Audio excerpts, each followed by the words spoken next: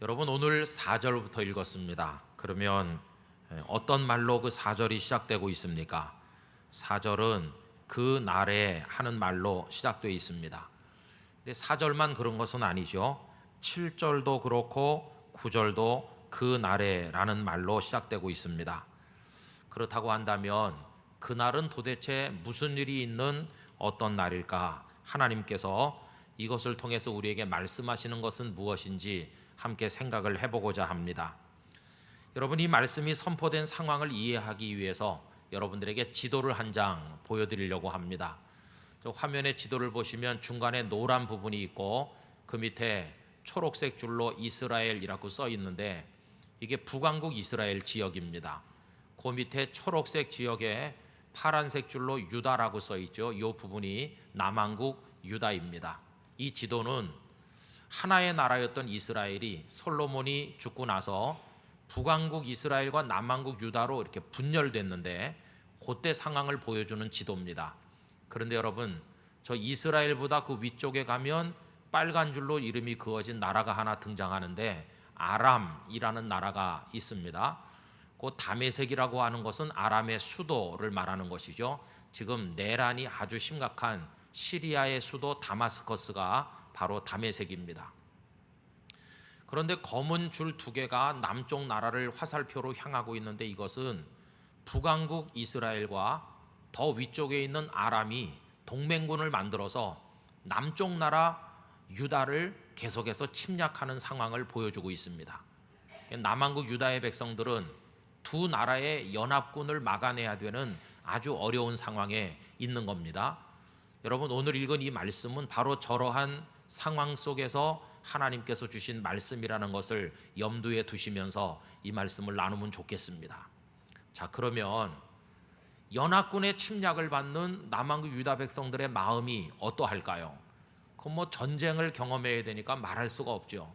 그래서 여러분, 이사야서 7장 2절에 가서 보면 그들의 상태를 이렇게 표현하고 있습니다. 어떤 사람이 다윗의 집에 알려 이르되 아람이 에브라임과 동맹하였다. 이 에브라임은 북왕국 이스라엘을 뜻하는 별칭입니다. 두 나라가 동맹하였다 하였으므로 남왕국의 왕인 아하스의 마음과 그의 백성의 마음이 마치 숲이 바람에 흔들림같이 흔들렸다고 기록하고 있습니다. 전쟁의 소식이 들려오니까 굉장히 두려움에 빠져서 마음이 뭐라고 형언할 수 없을 정도로 지금 두려워하는 것을 볼 수 있죠. 이러한 백성들에게 말씀을 전한 분은 이사야 선지자입니다. 여러분, 이사야는 남왕국에서 활동하셨어요. 그럼 북왕국은 어떤 나라였고 남왕국은 어떤 나라였을까요? 북왕국 이스라엘에는 여러 왕들이 있었는데 한 명도 하나님 앞에 정직하고 의로운 왕이 없었습니다. 남쪽 나라 유다는 다윗의 후손들이 이어내려가면서 다스렸고 다 그런 건 아니지만 중간중간에 하나님의 뜻대로 살려고 애쓰는 정직하고 훌륭한 왕들이 가끔 나타나곤 했습니다. 그리고 북왕국에는 하나님의 말씀을 전하는 선지자도 극히 적었습니다. 예를 들면 엘리야라든지 그 제자 엘리사라든지 아니면은 아모스 같은 몇몇 선지자가 있었을 뿐입니다. 그나마 아모스는 본래는 남쪽 나라 출신으로 얼마 동안 북쪽에 가서 활동하신 분이니까 북왕국은 왕들도 다 악하고 하나님의 말씀도 아주 희귀했다 하는 것을 알 수 있습니다. 그러나 남쪽 나라는 제법 괜찮은 왕들도 가끔 있었고 그리고 선지자들이 참 많이 있어서 하나님의 말씀을 풍성하게 선포했습니다. 마치 지금 우리가 북한과 남한으로 대결하고 있는데 이 대한민국에는 교회들도 많고 하나님의 종들도 많이 있어서 곳곳에서 하나님의 말씀을 풍성하게 공급받을 수 있는 반면에 저 북쪽에는 교회도 없고 지하교회 조금 성도들이 있고 공식적으로 하나님의 말씀도 선포하지 못해서 말씀이 메마른 상황하고 아주 흡사하다는 것을 알 수 있습니다. 여러분, 신앙의 자유가 있어서 마음껏 하나님을 찬송하고 예배할 수 있어 오늘 아침에도 이 자리에 나올 수 있게 된 축복을 우리가 받았는데 대한민국 백성이 된 것에 대해서 하나님 앞에 감사하시기를 바라는 것입니다. 얼마나 놀라운 은혜인지 말로 다 알 수 없어요. 뭐 이런 거 저런 거 다 떠나서 하나님을 마음껏 믿을 수 있다는 거 하나만으로도 대한민국의 체제는 100배 1000배 월등하게 우월한 것입니다. 자, 그런데 이 상황에서 하나님께서는 이사야를 통해 뭘 말씀하십니까?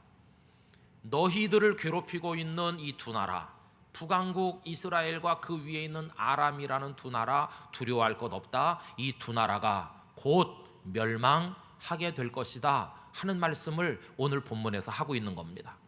먼저 하나님께서는 아람의 멸망을 예고하셨어요. 오늘 읽은 건 4절부터지만 그 위에 1절로 올라가서 보시면 아람에 관한 얘기가 나옵니다. 17장 1절입니다. 다메섹에 관한 경고라. 여러분, 다메섹이 아람의 수도라고 하지 않았습니까? 그러니까 다메섹에 관한 경고는 곧 아람에 대한 경고죠.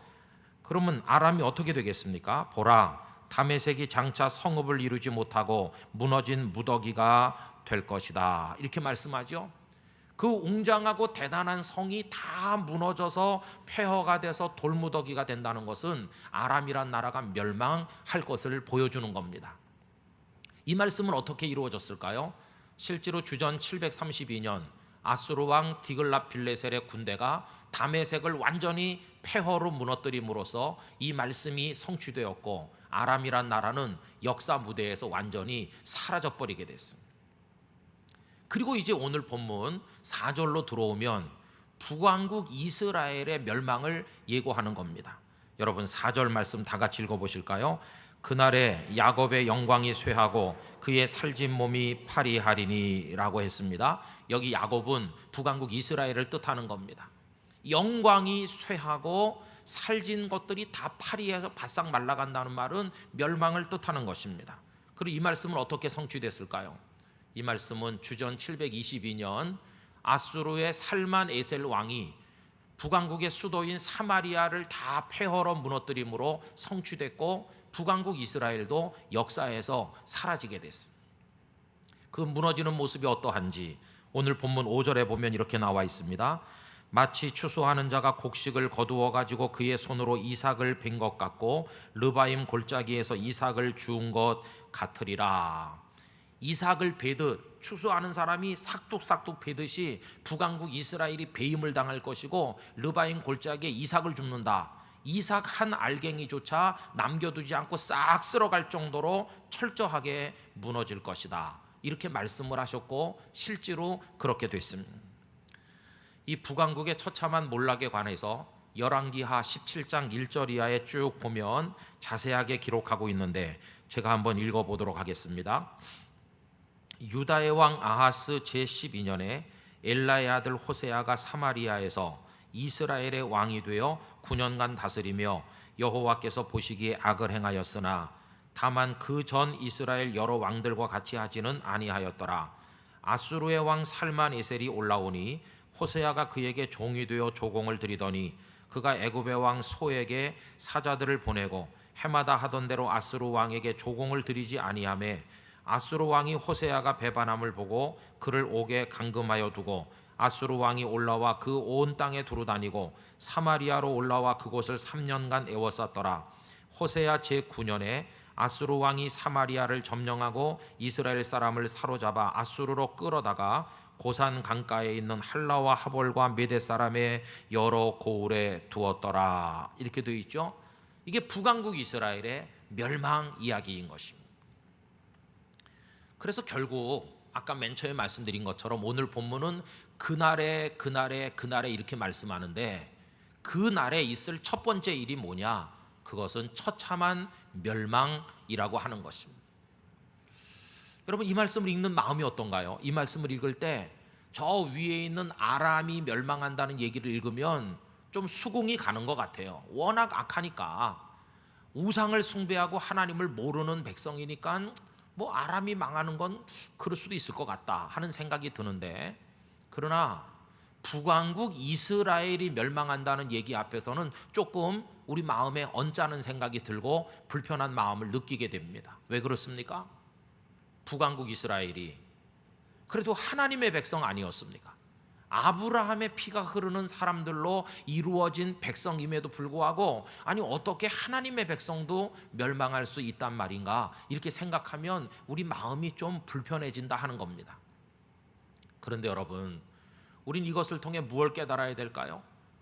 비록 당신의 백성임에도 불구하고 호되게 종아리를 치시는 하나님의 모습을 통해서 우리는 오히려 하나님께서 얼마나 죄를 미워하시는가 하는 데 대한 깊은 깨달음을 얻게 된다는 것입니다. 하나님께서 얼마나 죄를 미워하시는지. 여러분, 그러면 북왕국 이스라엘을 이런 치명적인 몰락에 이르게 만든 그들의 죄는 무엇입니까? 그 죄는 뭐 여러 가지가 있겠지만 그 핵심에 있는 죄는 하나님을 떠나 우상을 숭배한 것이었습니다. 여러분, 10절 말씀으로 내려가서 다 같이 읽어보도록 하겠습니다. 이는 네가 네 구원의 하나님을 잊어버리며 내 능력의 반석을 마음에 두지 아니한 까닭이라. 그러므로 네가 기뻐하는 나무를 심으며 이방의 나무가지도 이종하는도다 라고 했습니다. 구원의 하나님을 잊어버린 죄가 있지 않느냐, 그리고 거룩한 하나님 그 능력으로 반석이 되셔서 오늘까지 너희들을 인도해 오신 그분을 너희들이 떠나지 않았느냐. 하나님을 떠난 죄, 그리고 하나님을 떠나서 그들의 마음을 어디에 두었습니까? 그 다음에 보면 내가 기뻐하는 나무를 심었다. 여기 기뻐하는 나무는 우상을 상징하는 겁니다. 이방의 나무까지도 이종했다. 다른 나라에 있는 나무를 가져다가 이쪽에 옮겨 심었다는 것은 하나님을 떠나서 하나님의 자리에 우상을 세우고 숭배했다는 겁니다. 결국 하나님을 떠난 자의 종말이 어떠한가를 이 말씀을 통해 우리에게 보여주고 있는 것이죠. 그러면 이방의 나뭇가지를 가져다가 땅에 심고 정성을 다한 결과가 무엇일까요? 11절, 네가 심는 날에 울타리를 두르고 아침에 네 씨가 잘 발육하도록 하였으나. 이것은 우상 숭배를 열심히 했다는 뜻입니다. 그러나 결과가 뭡니까? 근심과 심한 슬픔의 날에 농작물이 없어지리라. 좋아하는 나무들을 가져다가 심고 울타리를 만들고 기물 메고 거름을 주고 열심히 했으면 추수하는 날 곡식이 많고 농작물이 풍성해야 되는데 오히려 결과는 아무것도 없다는 겁니다. 그 우상 숭배는 헛수고로 끝나고 말았다는 것을 이렇게 말씀하고 있는 것이죠. 여러분, 이스라엘 백성들의 그 우상 숭배를 거슬러 올라가 보면 솔로몬 이후에 북왕국과 남왕국이 갈라진 이야기를 아까 말씀드렸는데, 그 북왕국 이스라엘의 첫 번째 왕이 누굽니까? 본래는 솔로몬의 신하였다가 나중에 세력을 모아 12지파 중에 10지파를 끌고 나가서 자기 나라를 세운 여로보암이 그 첫 번째 사람입니다. 여로보암은 수도를 사마리아에다 정했습니다. 거기다 왕궁을 짓고 앉아서 10지파를 다스리게 됐습니다. 그런데 그에게는 큰 고민이 하나 있었습니다. 왜냐하면 북왕국 사람들도 다 하나님의 백성 아닙니까? 하나님께 제사 드리죠. 근데 제사는 어디서 드립니까? 성전에서 드리죠.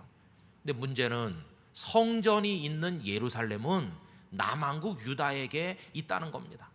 그러니 북왕국의 백성들이 제물을 가지고 남쪽 나라까지 가서 예루살렘에서 제사를 해야 될 상황이니까 이 왕의 입장에서 보면 내 백성들이 제사 때문에 저 남쪽 나라에 왔다 갔다 하다 보면 결국은 다 마음이 남쪽으로 돌아갈 것이고 나는 나라를 잃어버리고 백성을 잃어버리겠다, 이런 걱정을 하게 된 겁니다.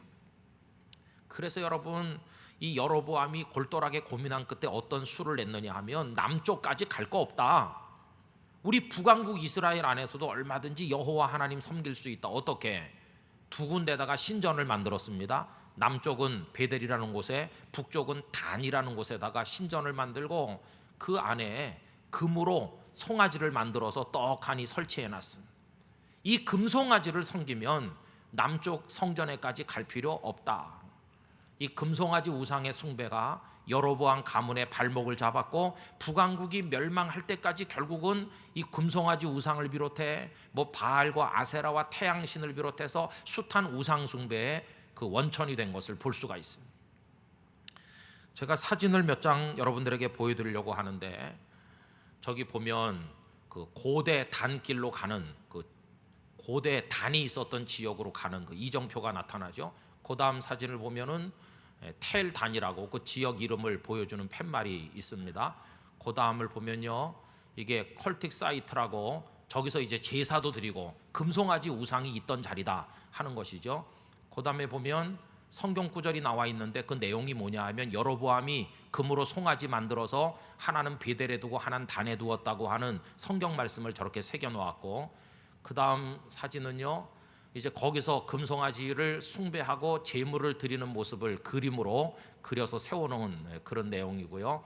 그 다음에 보시면 저게 바로 금송아지 우상 숨기던 그 신전의 안쪽 모습이에요. 그 내부.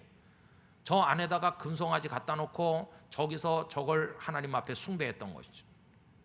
그 다음 사진들은요, 그 주변에 아직도 남아있는 그 주변 시설물들의 그 남은 자락들을 우리가 볼 수 있습니다. 이렇게 해가지고 하나님의 진노를 불러일으켰던 것이 북왕국 이스라엘의 죄악이었다고 하는 것입니다. 결국 아까 말씀드린 것처럼 이삭이 베어지듯이, 그리고 떨어진 이삭 알갱이까지 주움을 당하듯이 싹 망하게 됐다 하는 것입니다.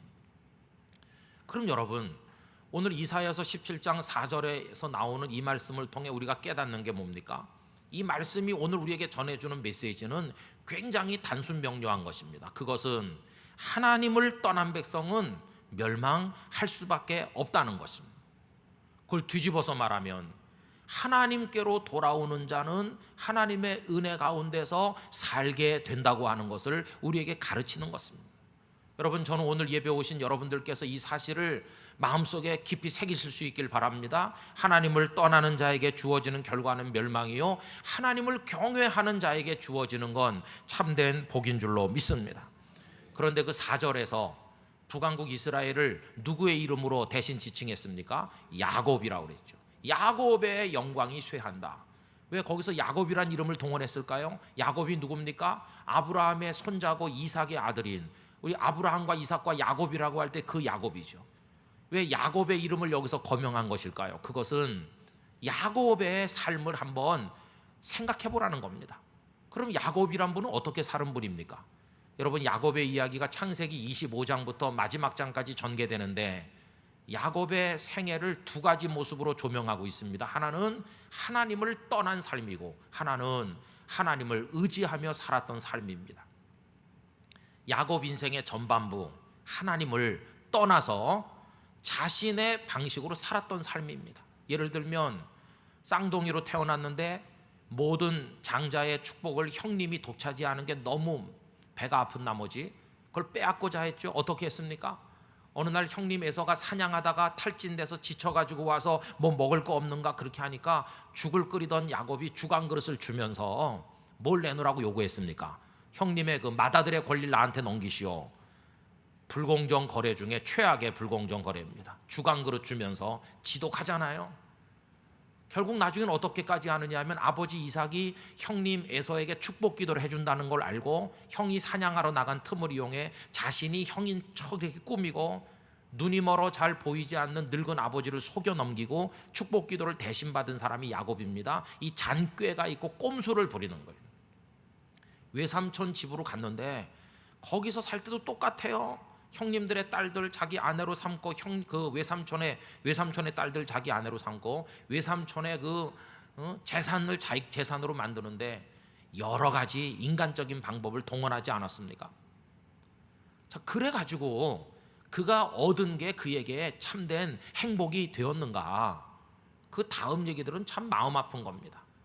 형님에게 팥죽 주면서 장자권 내놓으라고 그러고 형님 대신 자기가 가서 몰래 축복기도 받고 이런 식으로 한 결과 형은 아우를 증오하게 됐고 죽일 생각을 하게 됐고 결국 외삼촌의 집에 도망가도 갈 수밖에 없었게 된 거 아닙니까? 행복은커녕 쫓겨가는 신세가 됐죠.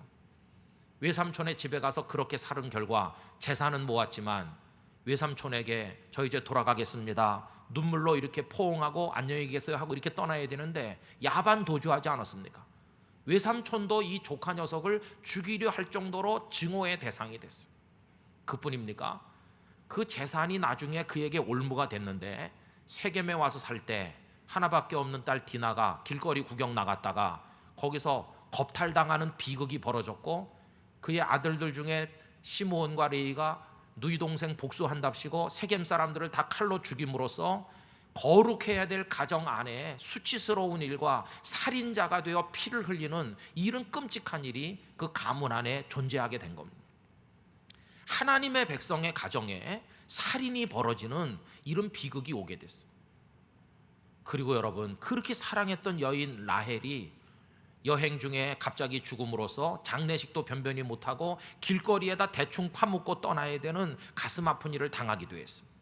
그리고 나중에 가장 사랑했던 아들 요셉이 짐승에게 잡아먹힌 줄로 알게 되었을 때 그 재산이 그에게 무슨 위로가 됐습니까? 아무 위로가 안 되는 거예요. 결국 그가 하나님을 떠나서 자기 방식으로 살면서 손에 쥔 것들은 하나도 그에게 복이 된 게 없었다는 것이. 그런데 나중에 그는 어떻게 됐습니까? 나중에 그는 모든 걸 깨닫고 하나님 앞에 항복하듯 돌아오게 됩니다. 베델에 올라가서 지난 세월에 하나님 앞에 제대로 못했던 걸 회개했습니다. 그리고 하나님만 의지하게 됐습니다. 그러다가 죽은 줄로 알았던 요셉이 살아있을 뿐만 아니라 거대한 나라 애굽의 총리가 된 것을 알게 되고 무려 22년 만에 사랑하는 아들을 다시 만나는 장면이 있는데, 그 요셉이 총리가 됐고 다시 만나는 그 기쁨은 야곱이 꼼수를 부려서 만들어낸 것입니까? 아닙니다. 그거야말로 그가 한 건 아무것도 없고 하나님께서 그에게 안겨주신 위로요 축복인 줄로 믿습니다. 결국 이 야곱의 인생이라고 하는 것은 하나님을 떠난 자의 결과는 어떠하며 하나님께 돌아온 자가 주어지는 받는 그 복은 무엇인가를 극명하게 우리에게 보여주는 인생이었다는 것입니다. 그러므로 오늘 말씀에서 야곱의 영광이 쇠한다는 것은 무슨 뜻이냐 하면, 너희 북왕국 백성들 나를 버리고 우상을 숭배하면서 너희들의 방식으로 뭐 대단한 걸 이룬 것처럼 영광을 얻은 것처럼 보이지만 그건 다 가짜다. 조금 있으면 그 영광이 다 쇠할 것이고 그것이 너희에게 복이 되지 못하고 오히려 너희들은 무너져 멸망하게 될 것이다. 이것을 하나님께서 그들에게 경고하고 있다는 것입니다. 여러분, 하나님을 떠난 삶을 살고 있다면 하나님을 의지하는 삶으로 돌아오셔야만 될 것입니다. 우리 모두가 하나님을 떠난 삶에서 벗어나 하나님을 의지하고 사는 믿음의 삶으로 돌아가게 되기를 간절히 원하는 것입니다. 늘 드리는 말씀이지만 내 방식으로 쟁취해서 얻는 건 참된 복이 아니고 하나님께서 내게 주셔서 누리는 것이 진정한 복이라는 사실을 다시 한번 여러분들 마음속에 새기게 되시기를 바랍니다. 그 다음에 그 날에 있을 일의 두 번째 일은 뭐냐? 그 첫째는 멸망의 이야기라면 두 번째는 멸망의 한복판에서 기적적으로 구원받는 이야기가 전개되고 있다는 것입니다. 여러분, 오늘 말씀 6절 우리 소리내서 다 같이 읽어보겠습니다. 그러나 그 안에 주울 것이 남으리니 감람나무를 흔들 때 가장 높은 가지 꼭대기에 과일 2-3개가 나문 같겠고 무성한 나무의 가장 먼 가지에 4-5개가 나문 같으리라. 이스라엘의 하나님 여호와의 말씀이니라. 할렐루야. 싹 쓸어가듯이 멸망한다고 하시면서 그런데 놀랍게도 한 가닥 구원의 빛이 남아있는데, 저 무성한 나무 가지 끝에 한 2-3개 남아있는 것처럼, 저 꼭대기에 한 4-5개 남아있는 것처럼 극소수의 작은 열매 몇 개가 남는다는 것입니다. 여러분, 남는다는 것은 극적으로 구원받는 자가 있다는 것을 우리에게 보여줍니다. 이사야서에는 남겨진 자에 관한 이야기가 많이 나오고 있습니다. 예를 들면 이사야 1장 9절, 만군의 여호와께서 우리를 위하여 생존자를 조금 남겨두지 아니하셨다면 우리가 소돔 같고 고모라 같았으리로다.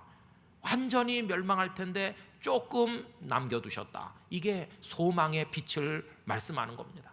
또 6장 13절, 그 중에 10분의 1이 아직 남아있을지라도 이것도 황폐하게 될 것이나 밤나무와 상수리 나무가 배임을 당하여도 그 그루터기는 남아있는 것 같이 거룩한 씨가 이 땅에 그루터기니라 하시더라.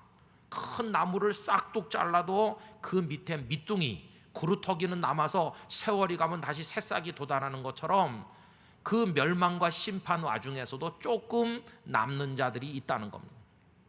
이 남는 자들이 누굽니까? 극적으로 구원받는 사람들을 말하는 것이고, 여기 나타나는 하나님은 진노 중에서 택한 백성들을 남겨 구원하시는 은혜로우신 하나님의 모습으로 나타나고 있는 것입니다. 그런데 아까 이거 6절에 보면 그 남겨지는 열매들에 대한 표현이 아주 마음속에 와서 닿습니다. 6절을 다시 보시면 뭐라고 그랬습니까? 가장 높은 가지 꼭대기에 과일 2-3개, 또 무성한 나무의 가장 먼 가지에 4-5개 이렇게 표현했습니다. 여러분, 과수원 곁을 지나가다 보면 뭐 사과든지 뭐든지 과일 나무가 있잖아요.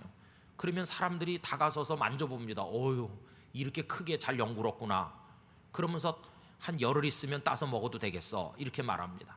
그럼 열흘 지나면 그 과일 잘 익어서 사람들의 시선을 받고 사람들에게 칭찬받는 이 과일의 운명은 어떻게 되는 것일까요? 열흘 후에는 또 따서 사람들의 입으로 다 들어가고 말겠죠.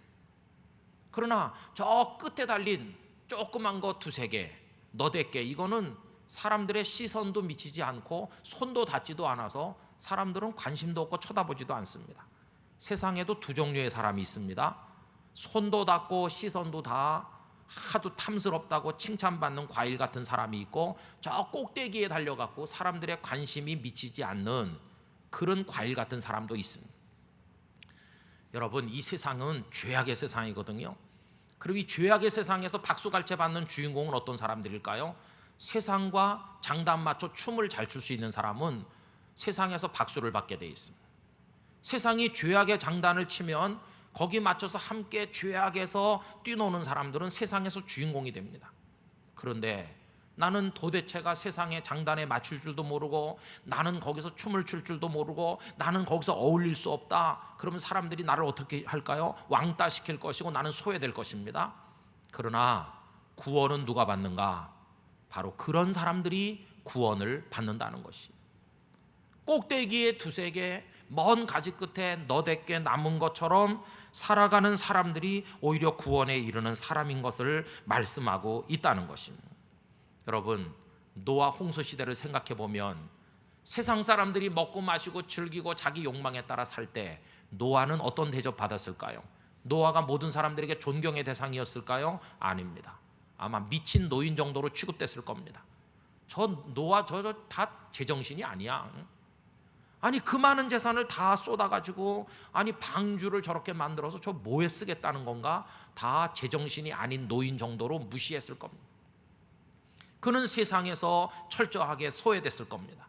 그러나 하늘이 열리고 땅이 터져서 물이 위에서 아래로 솟아나는 그 홍수가 왔을 때 바보 취급당하고 세상의 장단에 춤추지 못했던 노아와 그의 가족들은 구원을 얻는 가지 끝에 2-3개, 4-5개 담긴 그 과일처럼 구원을 얻는, 그래서 새로운 인류의 선조가 되는 놀라운 역사를 경험하는 게 아니겠습니까? 성도 여러분, 믿음을 지키면서 하나님을 경외하고 하나님을 의지해서 사는 삶 때문에 소외되고 있다면 그것 때문에 오히려 하나님 앞에 감사하시게 되기를 바랍니다. 부정한 거래가 이루어지는 자리에 앉아 있는 게 몹시 불편하다면, 부끄러운 쾌락을 추구하는 곳에 참여하는 게 죽을 만큼 고통스럽게 느껴진다면 그런 마음을 주신 하나님 앞에 감사하시기를 바라는 것입니다. 과일 나무 꼭대기에 매달린 보잘것없는 2-3개의 열매, 그것처럼 우리가 살아간다면 세상에서는 그게 고통스러울지 모르지만 구원의 날이 되면 바로 구원받는 하나님의 자녀가 될 것입니다.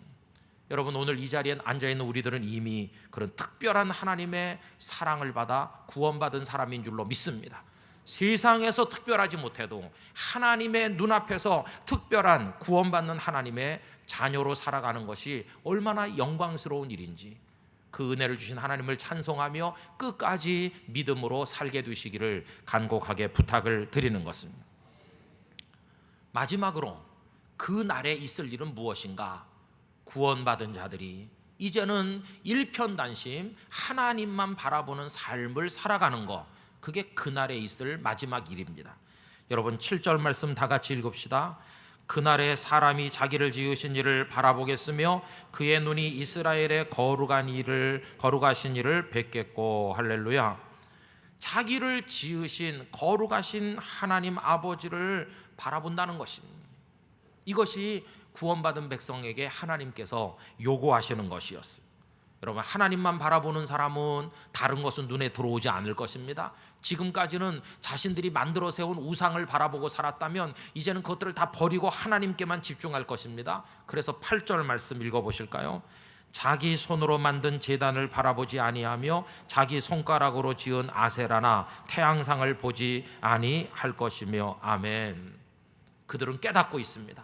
왜 이 나라가 이렇게 무너졌는지, 그것이 하나님을 떠나고 우상을 숭배했기 때문이라는 걸 알고 있기 때문에 다시는 자기들이 만드는 우상의 제단에 눈길을 주지 않기로 결심하는 겁니다. 다시는 그렇게 하지 않으리라. 이제부터는 오직 여호와 하나님만 바라보며 살리라, 이런 결심을 가지게 되는 것입니다.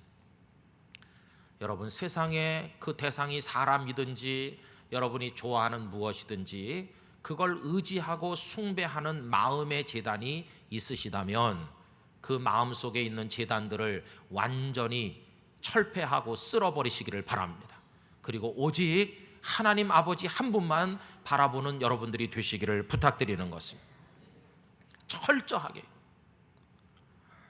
지난 하반기를 시작하면서 날마다 주님과 함께라는 주제로 특별 새벽 기도회를 엿새 동안 했습니다. 근데 저 자신이 굉장히 영적으로 하나님 앞에 갈급한 상태에 있었습니다.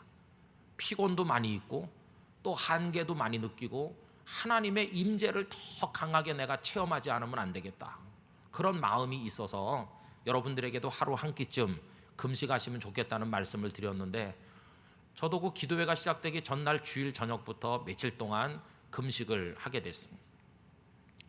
밥 먹는 자리에도 몇 번 가긴 했는데 제가 금식 중입니다 그렇게 하면서 이제 먹지 않고 기도를. 아빠는 왜 금식하는데? 다이어트? 다이어트는 아니었습니다. 생긴 게 이렇게 생겼는데 뭐 다이어트 한다고 되겠습니까? 물론 며칠 금식하니까요 약간 다이어트도 됐습니다.